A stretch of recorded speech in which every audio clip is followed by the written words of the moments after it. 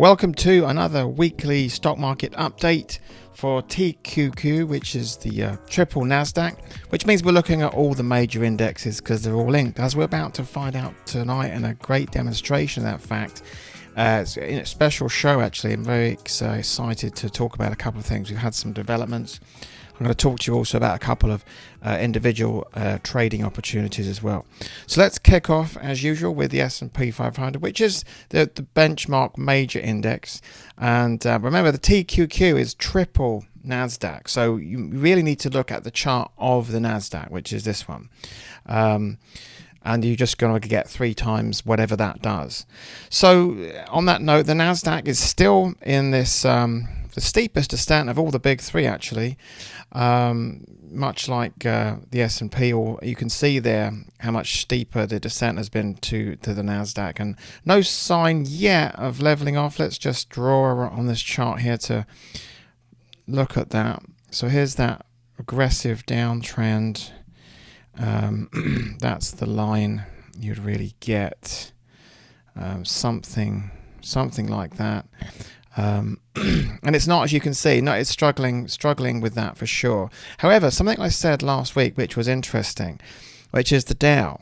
I said last week that this was a double bottom here, which means you got a left bottom and a right bottom, a bump, and then when you've got one of those, when this line is crossed here, which connects these kind of 3 valley peaks, if you like, if that goes over, then it's likely for bigger prices ahead, and the Dow did that this week. So that's very interesting.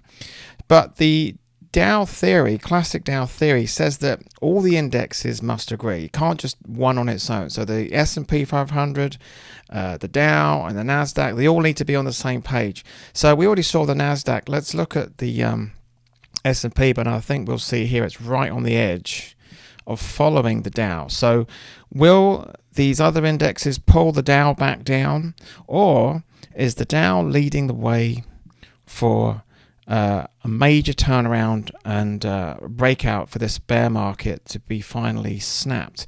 And here's the critical point here. As you can see, there's the downtrend. If the now it's S&P can get above 4026 here, close the week more closer to like 4100, then should be a game on, and that means that grinding downtrend that's been driving everyone insane is finally over. So watch closely this week watch the S&P, watch the NASDAQ, and if the indexes confirm what the Dow is doing, then it's all bets on for the TQQ, which is triple the NASDAQ. So one thing about the NASDAQ, and hence the TQQ, is that what's really driving it, of course, is the so-called FANG stocks. So it's always worth checking in with them individually as well. And there's one there. I mean, they're all, Facebook, Google, Amazon. But there's one I will look at now, which is Netflix. They're all a bit of a mess, apart from Netflix. And Netflix obviously had a thrashing just as badly as anyone else. You can see. I mean, wow, from a peak of close to 700, and it came down to 170 something. I mean, wow, what a disappointment there's for people bought up here. But that's what I'm here for, to stop you doing things like that. We would have been much more likely to buy around here. So now the question is, where is the bottom in? How do you get in safely to get this stock for cheap? So you can start to see here this very marked stepping pattern. Now that is man-made. That's the so-called Davos box. And if we zoom into the close-up on the day-to-day chart here, by the way, if you don't understand what all these charts are looking at, please go to the website, get all your freebies, and on the site, on the channel as well, you're going to see how to, very, very simple. You'll learn really quickly what these charts mean, but I'm sort of going through it with you as well. Please do go to the website and get all the stuff that teaches you.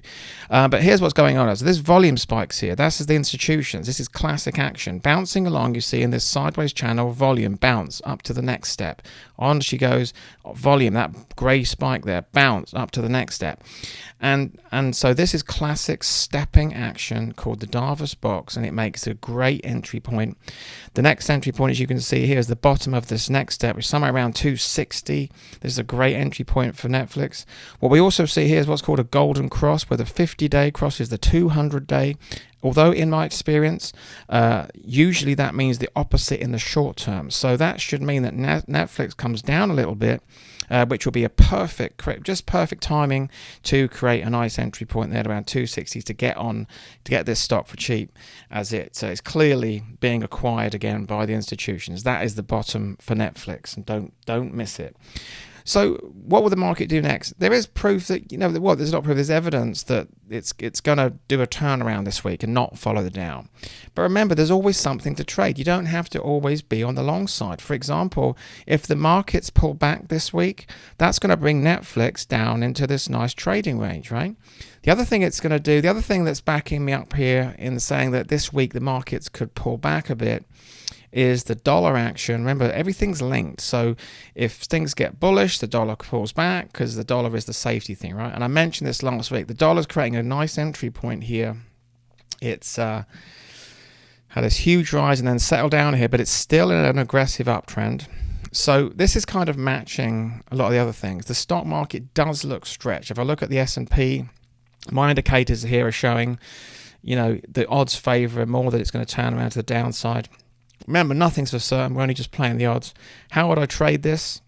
I probably wouldn't buy the dollar, but I would short the pound. That would be a great way, I think, to play this. The pound's had a great run. It's very overbought now, very stretched. And the dollar needs to, if the market pulls back, the dollar goes up, pound pulls back, and so on. So we're only talking like very short-term things here.